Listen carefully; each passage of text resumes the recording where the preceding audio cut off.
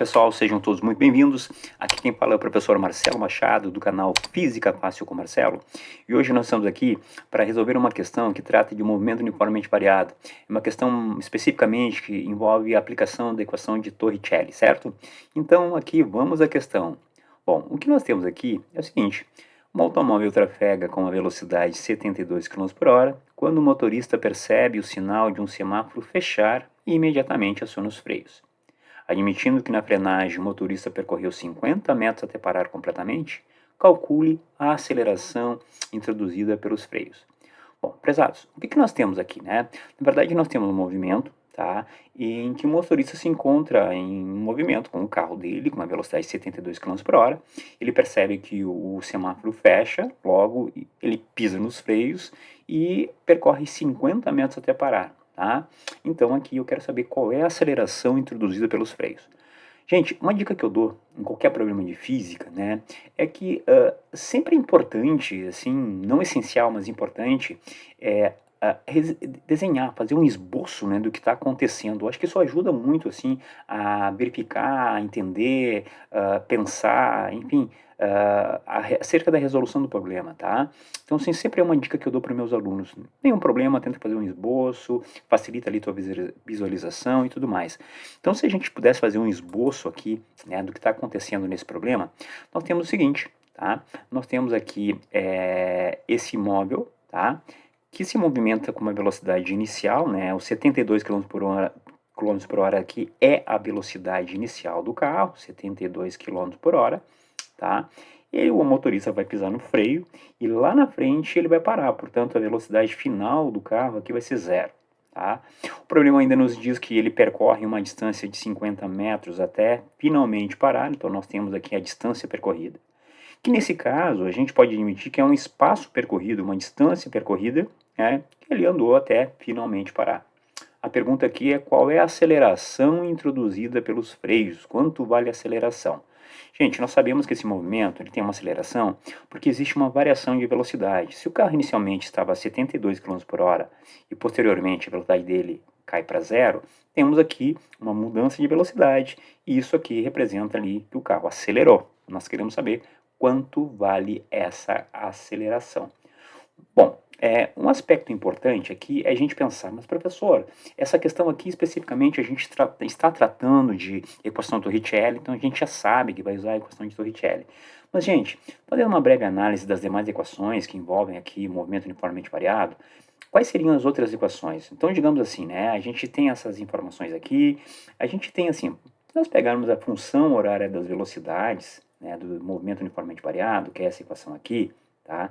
E tentarmos aplicar essa equação para encontrar a aceleração, a gente vai perceber o seguinte: nós conhecemos a velocidade final, nós conhecemos a velocidade inicial, né? E nós temos aqui de fato a aceleração na equação, mas aqui reparem, né? Nós não sabemos a variável tempo. Então a gente não pode aplicar essa equação aqui especificamente, né? Porque o tempo não é um dado conhecido. Se a gente partir para outra equação, que é a função das posições, que diz que a variação do espaço é igual à velocidade inicial vezes o tempo, mais a aceleração vezes tempo ao quadrado sobre 2, nós vamos cair na mesma problemática da equação anterior, tá? Porque assim, ó, nós temos aqui, aparece a aceleração, mas nós não conseguiríamos aqui aplicar essa equação, uma vez que a gente não consegue a variável tempo, não conhecemos a variável tempo. Prezados, assim, é óbvio que se nós fôssemos utilizar as duas equações aqui simultaneamente, fazendo substituições, daria para chegar numa resposta, tá? Mas teria que usar as duas equações, teria que fazer substituição, e isso fica, na verdade, assim, totalmente inviável.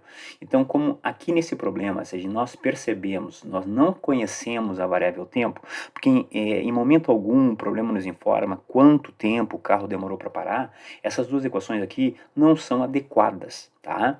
Então o que sobra? Sobra a equação de Torricelli. E aí, pessoal, lembrem uma coisa importante, né? A equação de Torricelli é uma equação muito adequada para quando nós temos um problema que envolve ali variação de velocidade e nós não conhecemos a variável tempo. Então a equação de Torricelli, para quem não lembra, é a velocidade final ao quadrado é igual à velocidade inicial ao quadrado mais duas vezes a aceleração vezes o espaço percorrido. Reparem que na equação de Torricelli aqui, prezados, nós não sabemos, nós não temos aqui a variável tempo, então a gente não precisa utilizar ela. Então, se nós aplicarmos os dados aqui, a gente sabe que a velocidade final do carro é zero, zero ao quadrado, vai dar zero, mas enfim, vamos colocar aqui, né? A velocidade inicial. Bom, aqui a gente para um pouquinho e percebe um detalhe muito importante, que é um fator que muita gente acaba errando nas questões. Prezados, a velocidade inicial do móvel, ela é dada como 72 km por hora, certo? E se nós analisarmos os outros dados, na verdade o outro dado, que é o espaço percorrido, a gente percebe que ele está em metro e quilômetro. Na verdade, pessoal, existe uma incompatibilidade de unidades de medida. Então, nesse caso, é fundamental, importante que a gente faça a conversão dessa velocidade aqui, tá? De que está em quilômetro por hora, que a gente converta ela para metros por segundo. E aí, professor, mas como é que faz essa conversão? Pessoal, lembrem, basta dividir por 3,6.